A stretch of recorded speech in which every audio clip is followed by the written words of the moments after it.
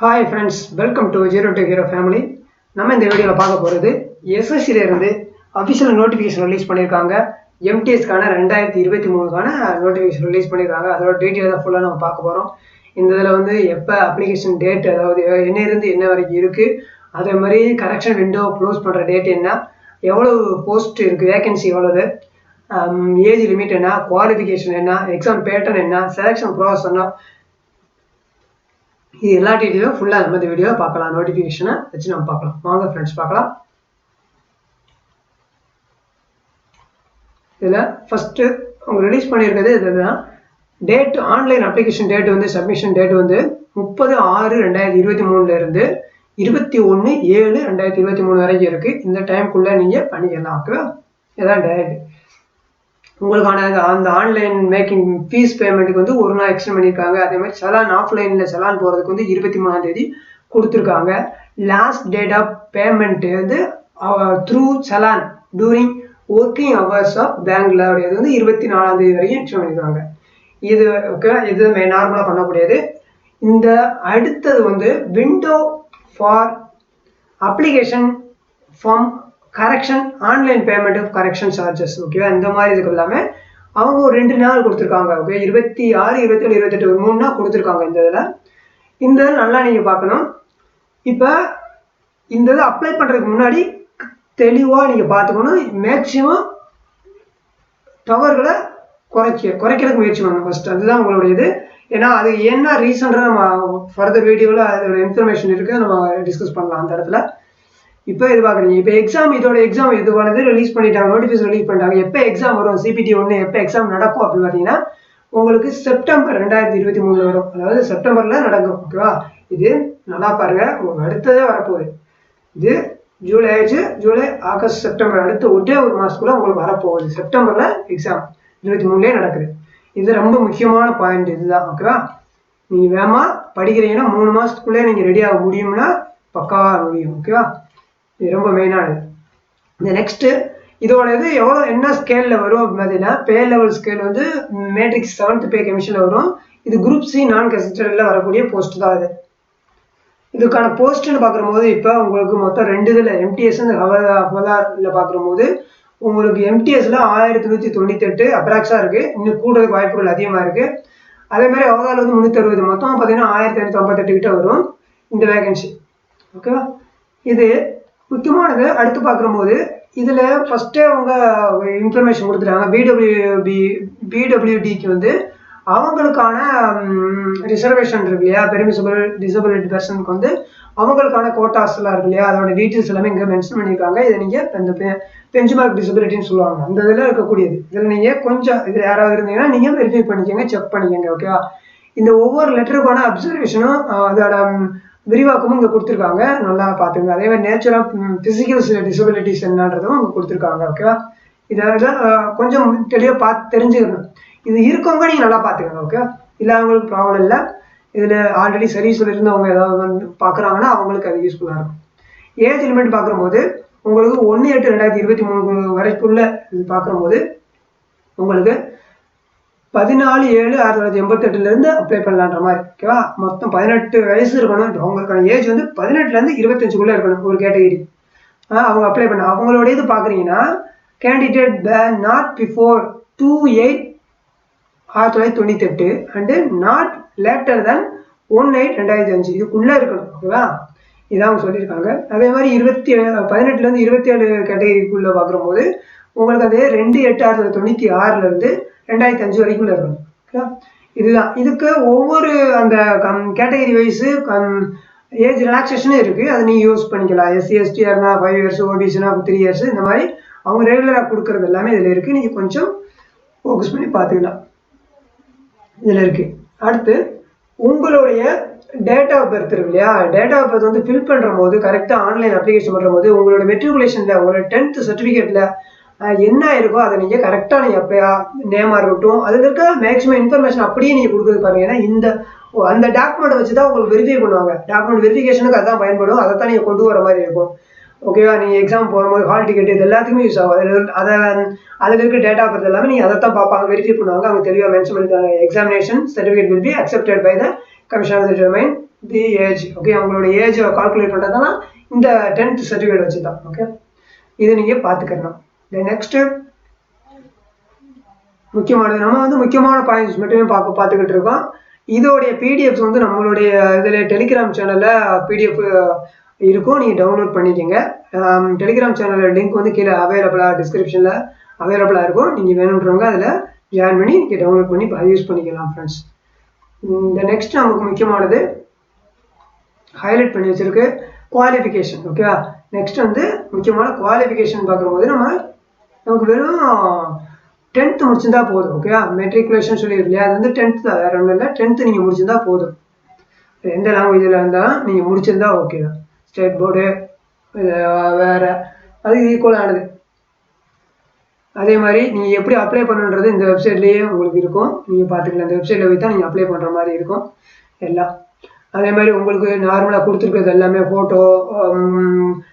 Photo வந்து என்ன ஃபார்மேட்டில் இருக்கணும் அதெல்லாமே இங்கே மென்ஷன் பண்ணியிருப்பாங்க, நீங்கள் கொஞ்சம் பார்த்துக்கலாம். ஓகேவா, அதோட சைஸு 50 KB இருக்கும். இந்த சைஸ்க்குள்ளேயே இருக்கணும். ஓகே, அவங்க சொல்லியிருக்க ஃபார்மேட்டும் அந்த கேபிக்குள்ளேயே உங்களுடைய இமேஜாக இருக்கட்டும், உங்கள் சிக்னேச்சராக இருக்கட்டும், எல்லாமே நீங்கள் அதுக்குள்ளே இருக்குதான்னு மட்டும் நீங்கள் வெரிஃபை பண்ணிக்கணும். ஓகேவா, அது இல்லாமல் லேட்டஸ்ட்டாக ஒரு வித்தின் 3 monthsக்குள்ளே நீங்கள் எடுத்த ஃபோட்டோவாக இருந்தால் இன்னும் பெட்டராக இருக்கும்.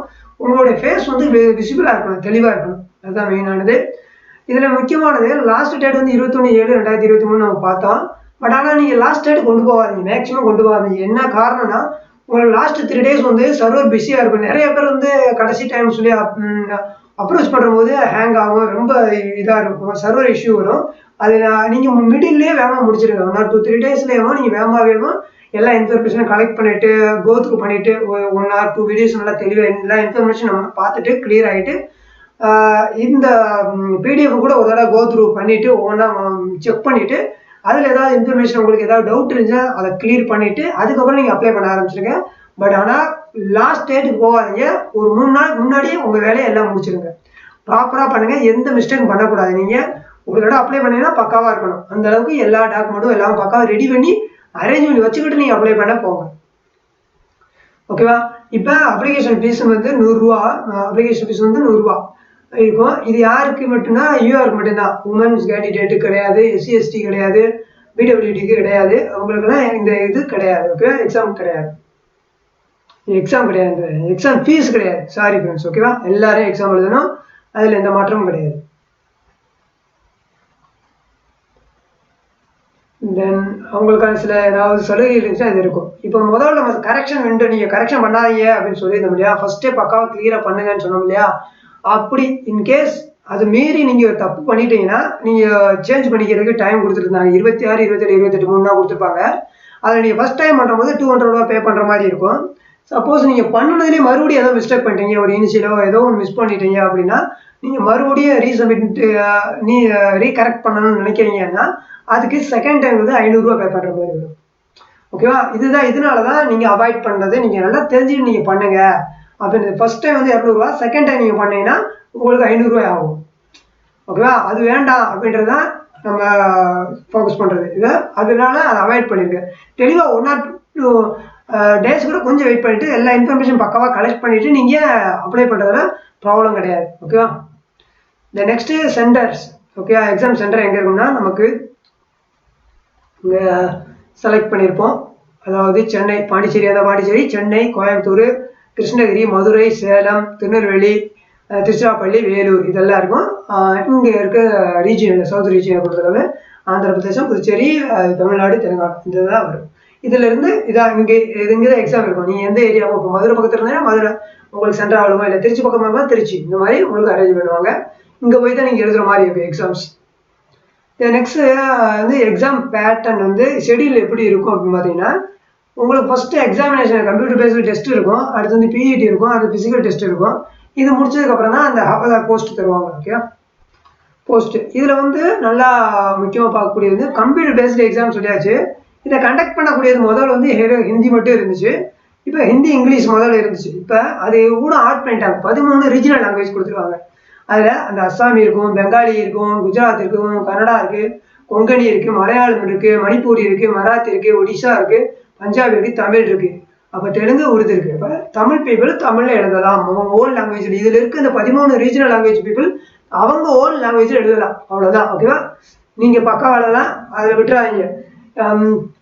இதுக்கான ஏதாவது டீட்டெயில்ஸ் வேணும்னா மறக்காமல் கமெண்ட்ல மென்ஷன் பண்ணுங்கள், வேறு ஏதாவது டவுட் இருந்துச்சுன்னா. இப்போ எக்ஸாம் எப்படி இருக்கும், CPT 1ன்னு சொன்னோம் இல்லையா, அதுக்கான இது எப்படி இருக்குன்னு பார்த்தீங்கன்னா, உங்களுக்கு செக்ஷன் 1 செக்ஷன் 2 இருக்கும். அந்த செக்ஷன் 1ல் வந்து மேக்ஸ் இருக்கும், நியூமெரிக்கல் அண்ட் மேத்தமெட்டிக்கல் எபிலிட்டின்னு சொல்லி, அதே மாதிரி ரீசனிங் அண்டு ப்ராப்ளம் சால்விங் இருக்கு. இந்த 2 ரீசனிங்கும் மேக்ஸ், ஓகேவா? இதில் 20 இருக்கும், மொத்தம் 45 மினிட் கொடுப்பாங்க. அதாவது 45 மினிட், 60 மினிட் ஃபார் கேண்டிடேட்ஸ் வந்து எலிஜிபிள் ஃபார் ஸ்கிரிப்ட் வேறு, ஓகேவா? இந்த இதுக்கு 45 மினிட்ஸ் இந்த இதை கொடுத்துருவாங்க. இதை நீங்கள் அட்டன் பண்ணுற மாதிரி இருக்கும், ஓகேவா? 60 மார்க்கு, ஒரு கொஸ்டினுக்கு 3 மார்க். ஓகே. ஓகே, அடுத்து பார்க்கும்போது உங்களுக்கு செக்ஷன் 2. செக்ஷன் 2ல் வந்து ஜென்ரல் அவேர்னஸ் 25 கொஸ்டின், இங்கிலீஷ் வந்து 25 கொஸ்டின் இருக்கும். இதுக்கும் 3 வச்சு ஒரு கொஸ்டினுக்கு 3, ஓகேவா? இப்போ நீங்கள் நல்லா நோட் பண்ணணும். இப்போ 2 செக்ஷனாக கொடுத்துருக்காங்க. இது மாறி இருக்குன்னா ஒரே டைமில் தான் பரிச்சை வர மாதிரி இருக்கும். இது முடிஞ்சோடனே, அதாவது எக்ஸாம்லேயே எல்லாமே கம்ப்யூட்டர் பேஸ்ட் டெஸ்ட் தான். இது நீங்கள் எழுதிக்கிட்டு இருக்கும் போதேவும், இந்த எக்ஸாம் எழுதிக்கிட்டு இருக்கீங்க, எக்ஸாமில் உட்காந்துருக்கீங்க, செக்ஷன் 1 ஃபஸ்ட்டு உங்களுக்கு வரும். வந்த உடனே அதில் நீங்கள் எழுதிட்டே இருப்பீங்க இல்லையா, அடுத்து 45 மினிட் முடிஞ்ச உடனே அந்த க்ளோஸ் ஆயிரும், அந்த செக்ஷன் வந்து க்ளோஸ் ஆயிரும். அடுத்து ஓப்பன் ஆகும், செக்ஷன் 2 ஓப்பன் ஆகும். அதில் இந்த ஜென்ரல் அவேர்னஸ் இங்கிலீஷ் மட்டும்தான் இருக்கும். இதை நீங்கள் கம்ப்ளீட் பண்ணணும், ஒரே டைமில் கம்ப்ளீட் பண்ணணும். சப்போஸ் இந்த செக்ஷன் 1 எழுதாதவங்க செக்ஷன் 2க்கு போக முடியாது, ஓகேவா?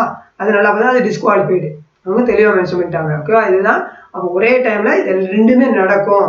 முதல் 15 நிமிஷம் 45 மினிட் வந்து செக்ஷன் 1, ரெண்டாவது 45 மினிட் வந்து செக்ஷன் 2 நடக்கும். அது உங்களுக்கு தெளிவாக தெரியணும், ஓகேவா? இதை ரெண்டும் பேஸ் பண்ணி தான் உங்களுக்கு எண்ட் ரிசல்ட் கொடுப்பாங்க. பட் ஆனால் நல்லா நோட் பண்ணிங்க, இதில் இந்த செக்ஷன் 1ல் வந்து உங்களுக்கு நெகட்டிவ் மார்க் கிடையாது, ஓகே? இந்த இதில் இருக்கு இல்லையா, இதில் வந்து உங்களுக்கு நெகட்டிவ் மார்க் கிடையாது, ஓகேவா? நீங்கள் பூந்து விளாடலாம், பிரச்சனை கிடையாது. பட் ஆனால் இங்கே வந்து பார்க்கும்போது உங்களுக்கு நெகட்டிவ் மார்க் இருக்குது. நீங்கள் வாங்கின மார்க்கில் 1/3 மைனஸ் பண்ணிடுவாங்க, ஓகே? அது உங்களுக்கு தெரியணும், ஓகே? இதுதான் மெயினான இதோடது, ஓகேவா? இது எல்லாமே ரீஜனல் லாங்குவேஜில் இருக்குன்னு சொல்லியாச்சு, ஓகே?